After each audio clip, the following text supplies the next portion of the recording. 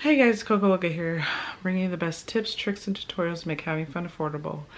And in today's video, we are doing a hot air balloon themed baby shower centerpiece. Now, it doesn't have to be for a baby shower, but most likely you're gonna use it for a baby shower centerpiece. So the colors, I wanted to make it a gender neutral, but it does lean a little more towards a boy's baby shower. So it's kind of like a vintage travel, hot air balloon around the world. Like you can use it for a lot of different things. So I think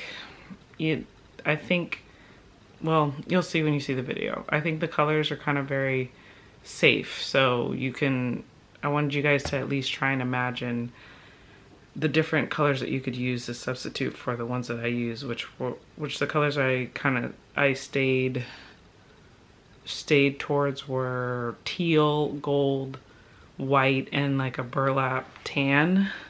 So hopefully you guys enjoy the video. Don't forget to hit that thumbs up and subscribe down below. And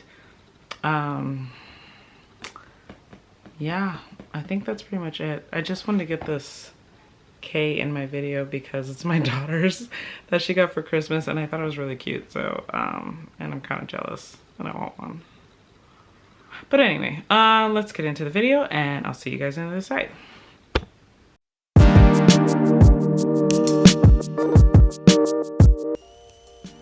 First, we're going to take our floral form and our paper mache box, and we're going to cut the floral form to fit inside the box. So I think these two items are almost exactly the same size, which obviously if they're the same size you can't put one inside there. So I'm just cutting off maybe about 1/4 of an inch on all four sides of the floral form cube.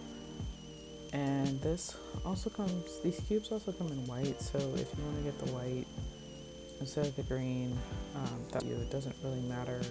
You could probably even use a circular floral form. It's really just to add a filler into the box, so there's really no reason to get a certain color. So once you have that cut out, you're going to move on to the next step, which is marking your dowels. So you want to mark the dowels at the height of the paper mache box, and then you're going to assemble your paper lantern according to the instructions.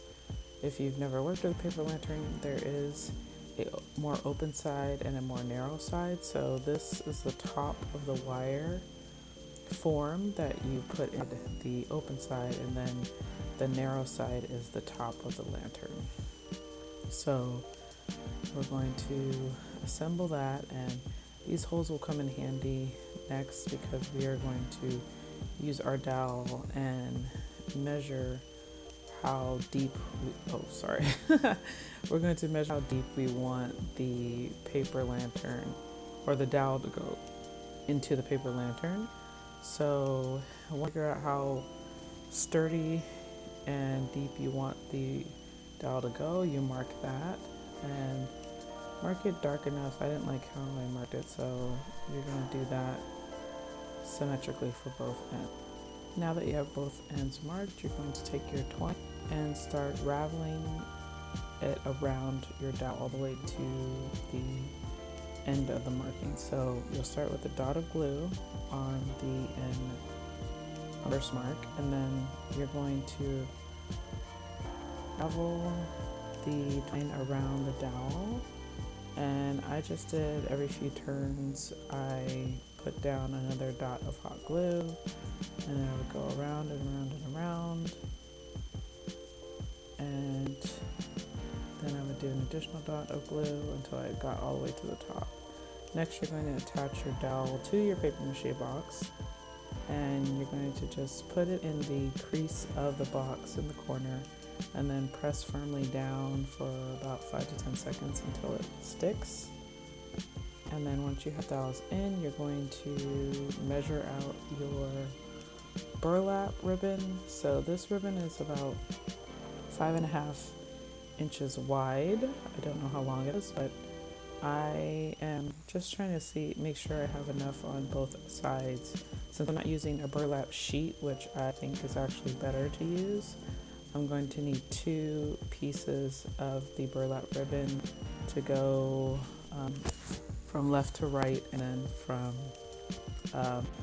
basically up top to bottom. So I'm placing the box in the middle of my burlap, putting hot glue in the bottom of the box and on the side, and then I'm going to put my burlap into the middle of the box. And yeah, hot glue is hot.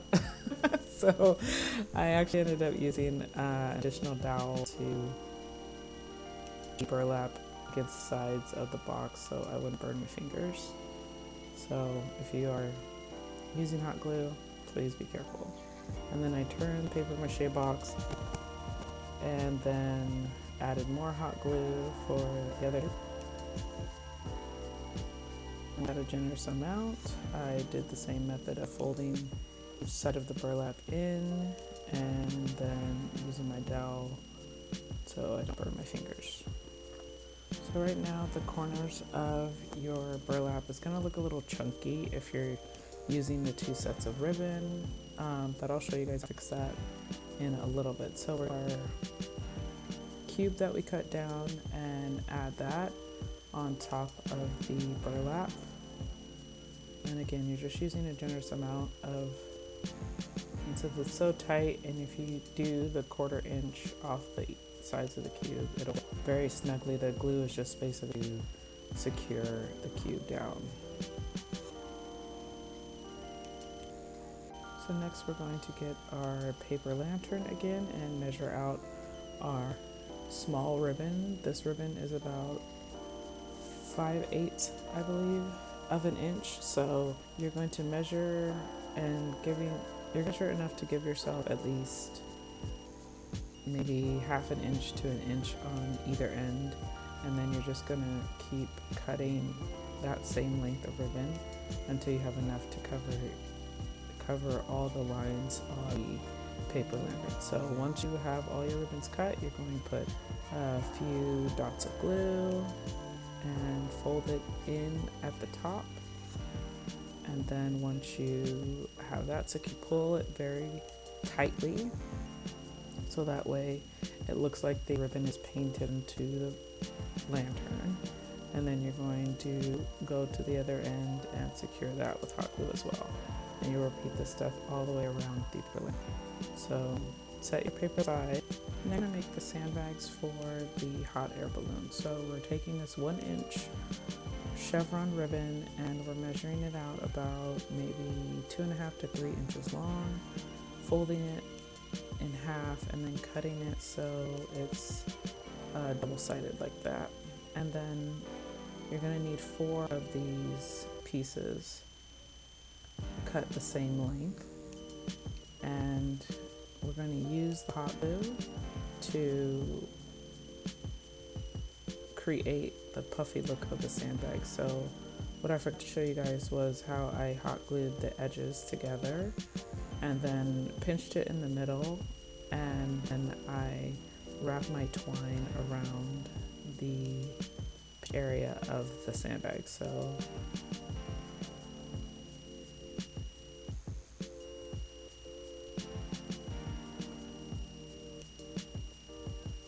your side will look like this once you're done, and you're going to have to do 4 of those. And then on this part I was using a white twine, the same brown twine as you did for to create the sandbag, but I really wanted to use the white to show you guys the distinction between the 2 colors. So this is the part where I was folding in the corners and edges of my burlap because it's key, and so it's glued down. All you have to do is kind of just put it under as if you're making a crease, crease in your pants, or you were cuffing like the pant legs of your pants. And then you're going to measure out your to make sure it goes all the way around the paper mache box, and we're going to twist this around each sandbag so that it kind of looks like this is but we're actually going to glue each sandbag on the end to the paper mache box. So like that, and then it's going to look like the bag is hanging because you want your twine to look a little loose. So I'll do that again just so you guys can see how I twist the twine around. I'm not even tying it, it's just I'm in the sandbag, going from the wrapping it around the front and then coming back out on the other side. So it makes it look like it's really not tied. And then where that crosses in the back, that's where I'm putting my hot glue, and then I'm pressing it against the box, and it's basically sticking to the lap and the box at the same time. And then once you get to the end or the last sandbag, it's a little tricky, so you're gonna have to get it in two parts. You're gonna have to basically hot glue the loose end of the twine to the mache box first, and then you're gonna go back and do the whole wrapping method with the other side, and then go down and cut off any excess that you see. So then that gives it the illusion that you tied it, just so that it's really not tied, it's just in two. So next you're going to put the crinkle paper to cover the floral form. So you're going to use a generous amount again of hot glue to cover the entire top of the floral form. So this is what I was saying about it doesn't matter what color the floral form is, because you're going to use the crinkle paper to kind of cover that up. And then on the final step, you're just attaching the paper lantern to the top of the dowels. You can just do this without hot glue. I just slid the paper lantern onto the dowels, and this is where my battery died. So hopefully you guys understand that step, and this is the final look of the project. So hopefully you guys enjoyed this video, and don't forget to follow me on Instagram because I made a video of how I made these mini hot air balloons, and I will also link these little favor boxes down below because I think they're really cute for any travel themed party, and I will catch you guys next time. Thanks, bye.